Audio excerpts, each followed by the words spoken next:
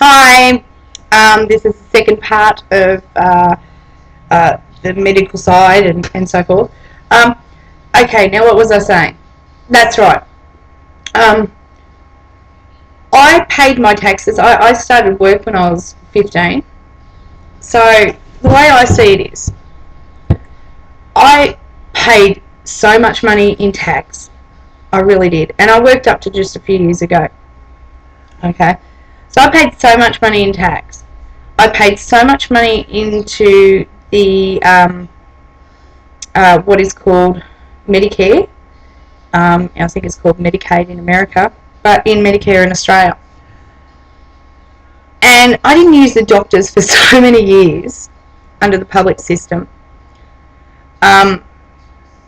So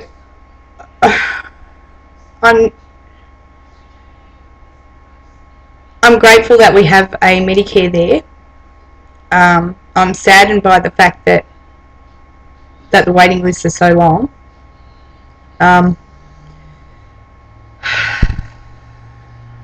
Like I've said in previous things, this was a last resort. This wasn't something that I just went, oh, I know what I'll do. I'll just do nothing and I'll have the surgery and everything will be fine then. It's not like that. They screen you. The doctors know what to look for. They know if you're ready or not. They have been through so many patients and they don't always accept you. You have to be completely committed. You have to, they really intently listen to the questions that you give them. It helps a great deal if you do your research before you go and see them. But even doing my research, I still had questions that I didn't want out of a book. I didn't want off the internet. I didn't want other people.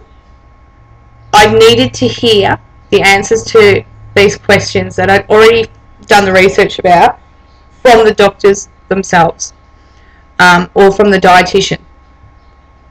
So, because at the end of the day, they're the ones that make the decisions and they're the ones that do your surgery. So you have to have a complete trust relationship with these doctors. They know what they're doing, obviously, and they've done it for a long time. So you need to go in there completely committed, not just yeah.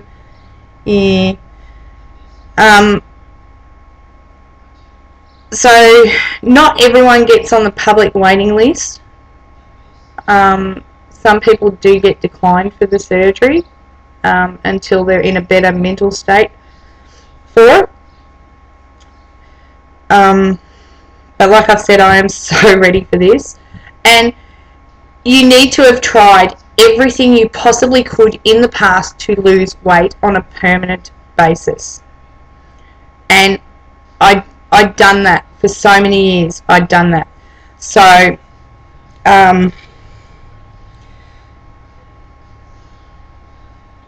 yeah, I think it's all got to do with your mental state. I mean, even though I have bipolar and my emotions are up and down, in regards to this, having this surgery,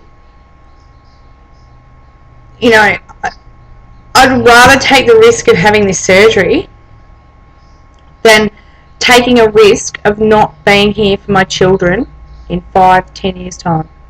Okay, so but I haven't met any mean doctors yet. I've only been in there a couple of times, but they're all really nice. And when I was speaking the other day to one of the nurses at Box Hill, she told me about this website. Apparently it's on YouTube. Well, not apparently, it is on YouTube. And she said to me on the phone, check out, do a web search of beached whales. And I was like, what the hell? I didn't know how to take that, you know, because obviously I'm overweight. And I'm like, this is a bariatric surgeries, you know, person who's saying check out beach whales on YouTube, you'll have a laugh.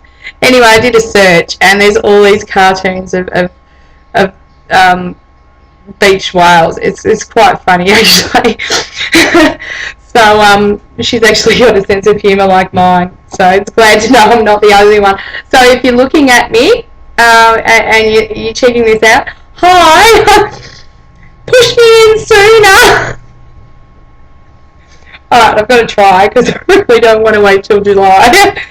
But yeah, I had a good giggle about that, so thank you.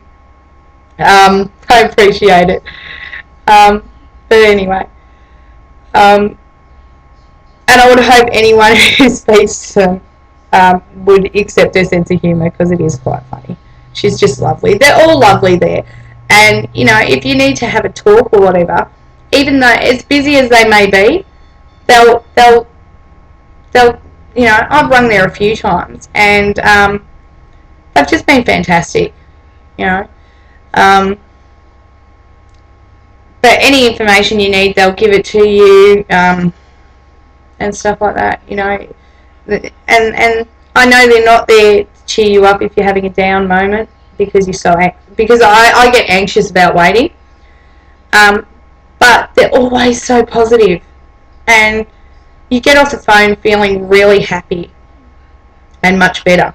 So to everyone at Box Hill Hospital, you'll be seeing me soon, hopefully.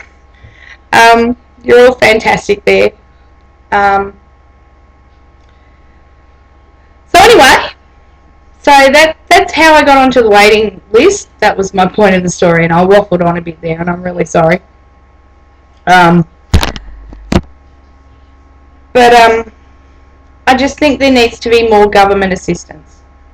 I really do, because, you know, the costs of being an obese person, and the health issues that come along with it. I mean, I don't sit there and stuff myself with ice cream all day, you know. The cost that it is for a person that's obese in the long run under the public system, it is so much more greater than the person that has had the surgery. And it's just a tool, and with me it'll be a permanent tool. But it's just silly it not being publicly funded. You know,